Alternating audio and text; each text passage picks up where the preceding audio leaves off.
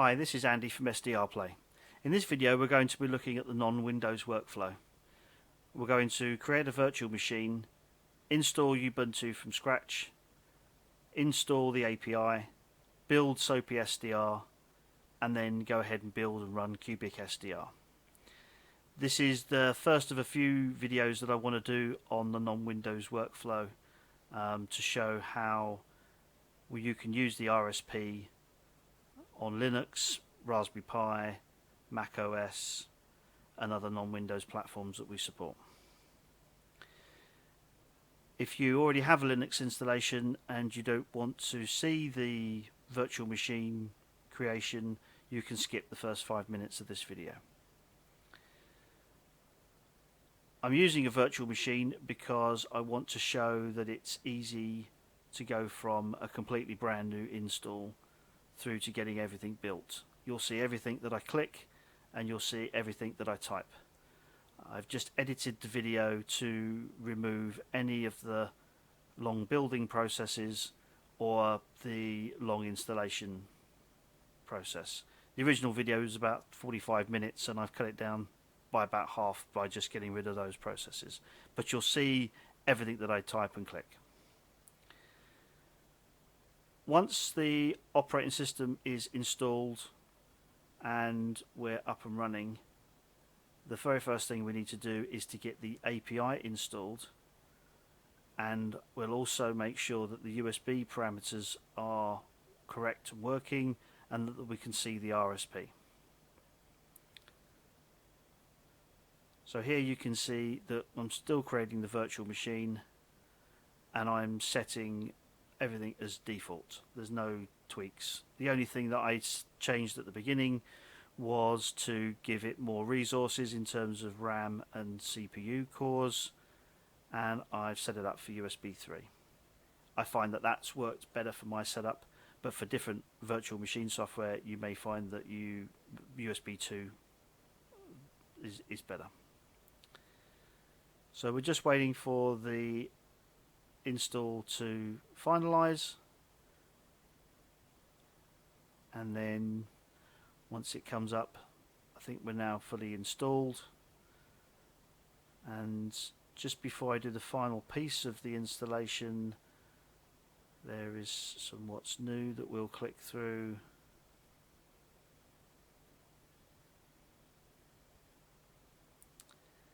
And just to show that you can see everything that I'm doing, these are the final parts of the installation.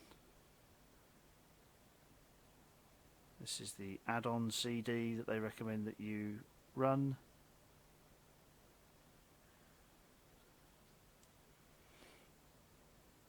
And I can eject that.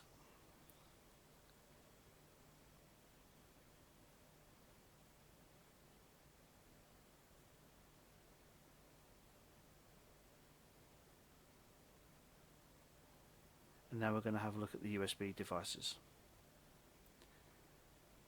So USB 3 is set up. I'm going to add a filter for the RSP1A. Going to remove the revision because I've had issues with the revision being specified in there. And it's also told me that I need to do an update. So once the update has finished, I think we can skip through that. We're now going to restart.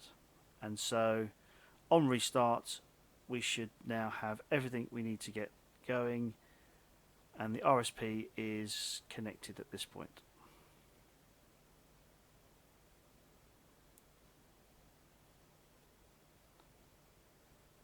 So we'll start by opening a terminal.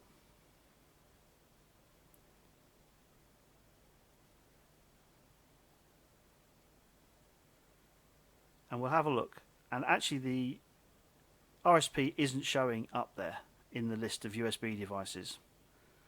We're using the lsmod command to see what's on the USB bus. So what I did there was I disconnected the RSP and reconnected it, and now it's showing. These are kind of quirks that you have to go through with some virtual machine software. I'll make the window of the virtual machine bigger, and now we've gone to the browser, and the first thing we're going to do is get the API. So we need to go to the SDRplay website, and we'll go to the download section of the website. We're not going to use the left hand side, but I just want to show you that that's where you can go directly to the API and the software. On the right hand side is documentation, and you'll see we're going to click on the non-Windows workflow. This is a new interactive system that we've developed. You specify the operating system that you're running, and then you specify the flow. So we want SoapySDR built from source code. Before we get going with the building, we're going to need to install the API. So we just click on the API link, follow the process, and then download the API. This will be very quick, and we'll save it locally, which will go to your downloads folder. Now that's finished, we'll go back to the Windows workflow, and it tells us that once the API is downloaded and installed, then we can click the box to continue. So we've got to go and get the API installed. Back into the terminal window, we'll change directory to the downloads folder. You'll see here with the ls command, that's the API. We're going to use the chmod command to make that an executable. If we ls again, you'll see that it's now gone green and it shows that that's executable. So we'll now run that.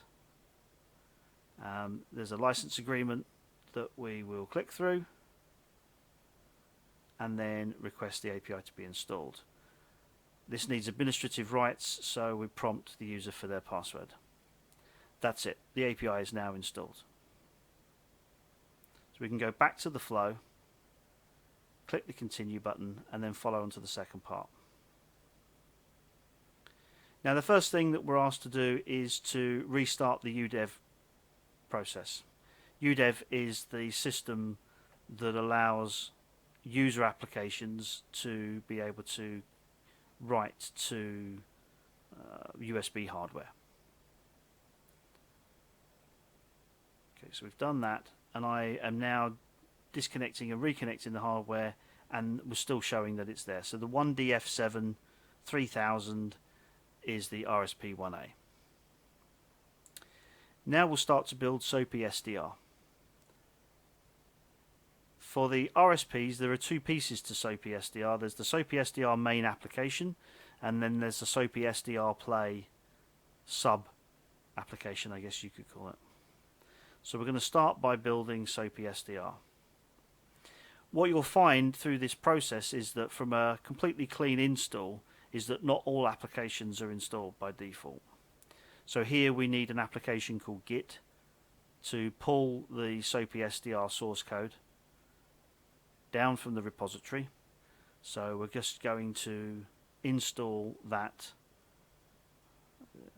The OS tells you the command you need to type to get that git command to be installed. And then once this is finished installing, then we can run git again. And then obviously once we've got it, we don't need to go through this installation of git again. That's just a one-time thing. And then we can go up in the history and rerun the git clone. This is now pulling SoapySDR down to our machine. We can cd into the SoapySDR directory. We need to create a build directory, change into that build directory, and then run cmake. And then again, the OS tells us that it doesn't have cmake and the command required to install it.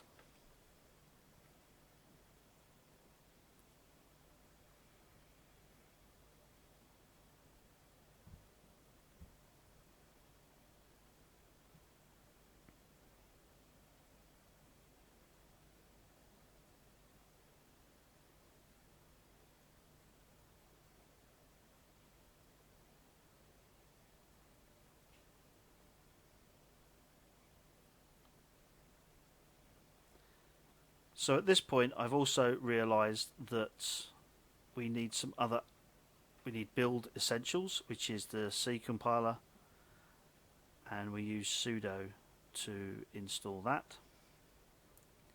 So another apt get install command.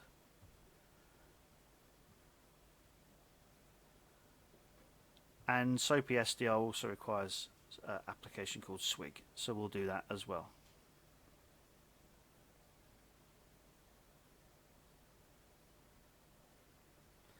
Now we can run the cmake command again, and this will create the makefile and check that we have everything required to be able to build SoapySDR correctly.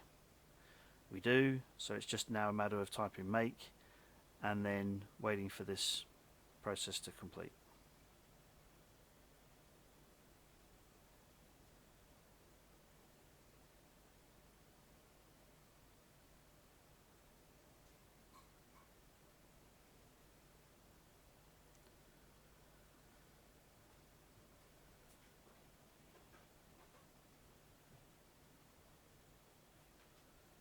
Now we can install SoapySDR, and then we run ldconfig,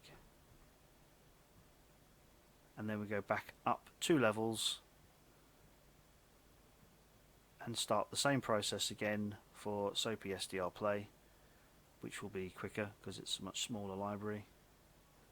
So we do another git clone command to pull the source code down to the local machine.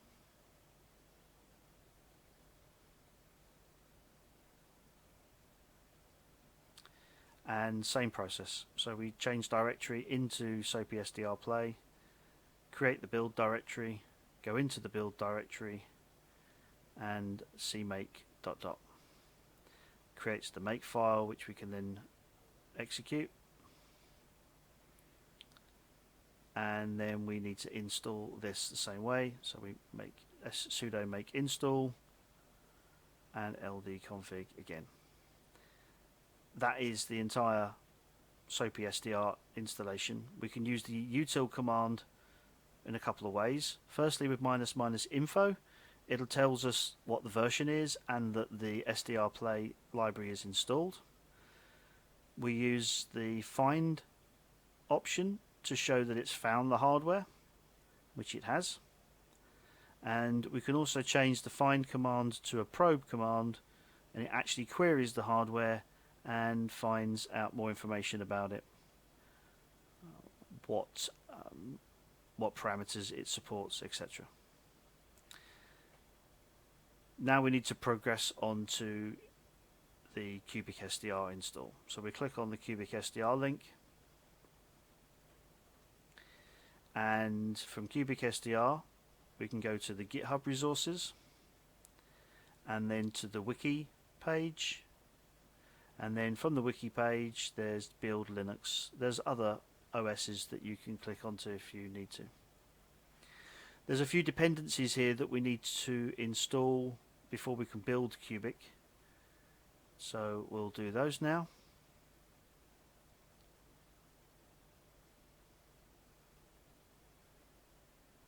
Most of these dependencies are for either audio or video support.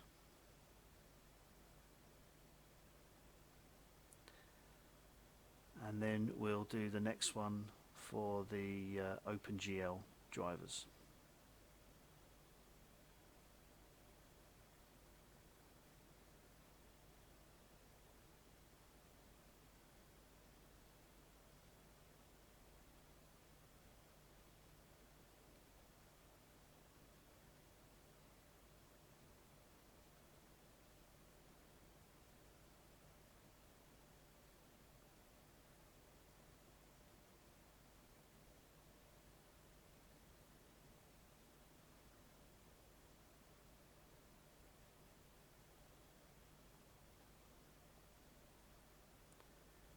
Once those dependencies are installed, you see here that it says build and install SoapySDR. We don't need to do that because we've already done that previously. So we're going to go ahead and build the Liquid DSP module. Again, it's the same process as before.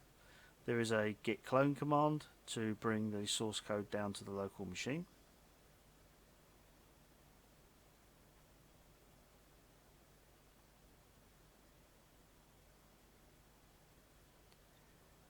And then there are a couple of commands to create the makefile, and then we're going to execute make to build the liquid DSP executable.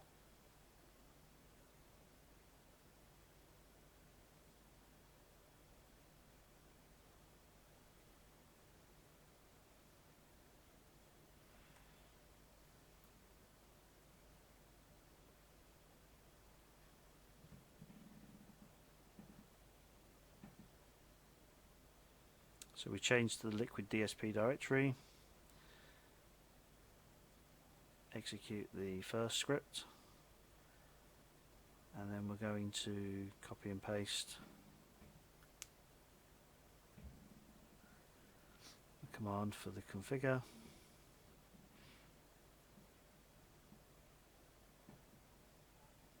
and then we just run the make.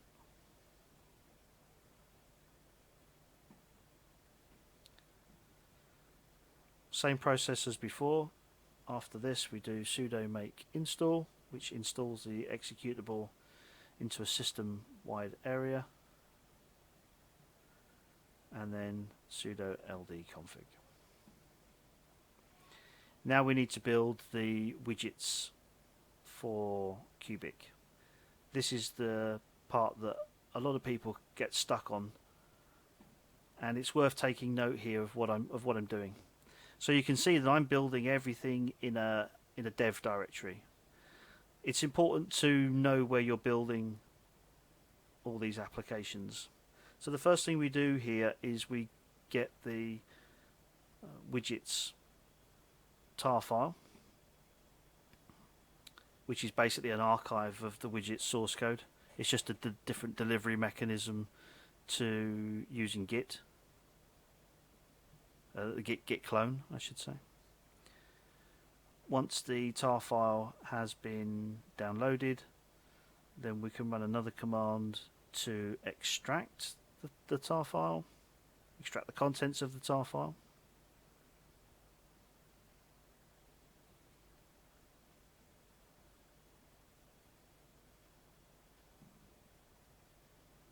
Which we'll do here.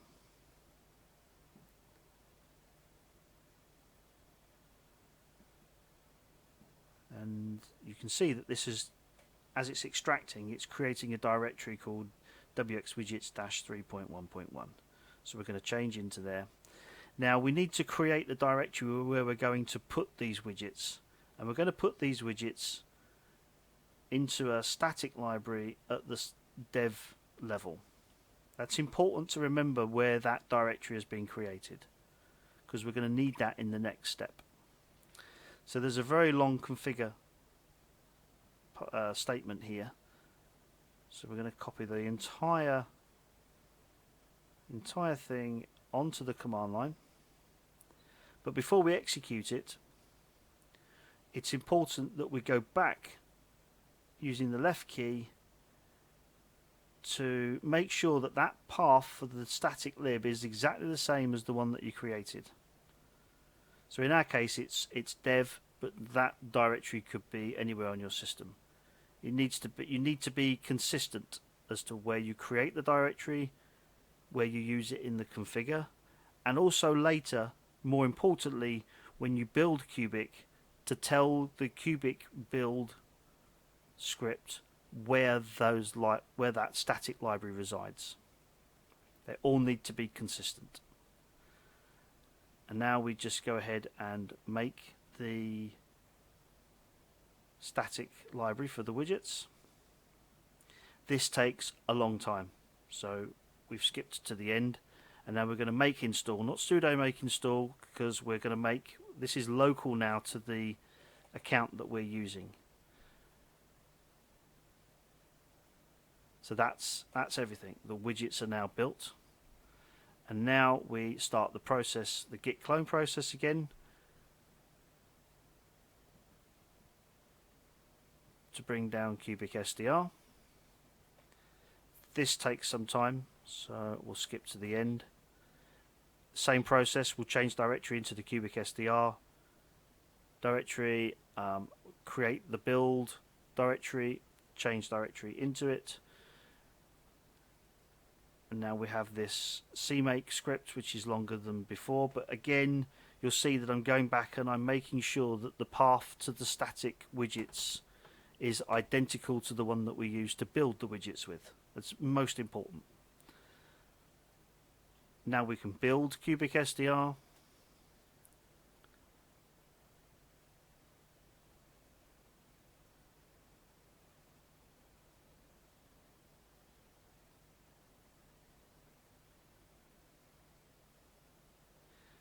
We can do the sudo make install again, which will make it available system-wide. But for these purposes, we're just going to go into the directory where the application has been created, which is the x64 directory. It'll be x86 if you run it if you build this on a 32-bit machine. And now we're going to run Cubic.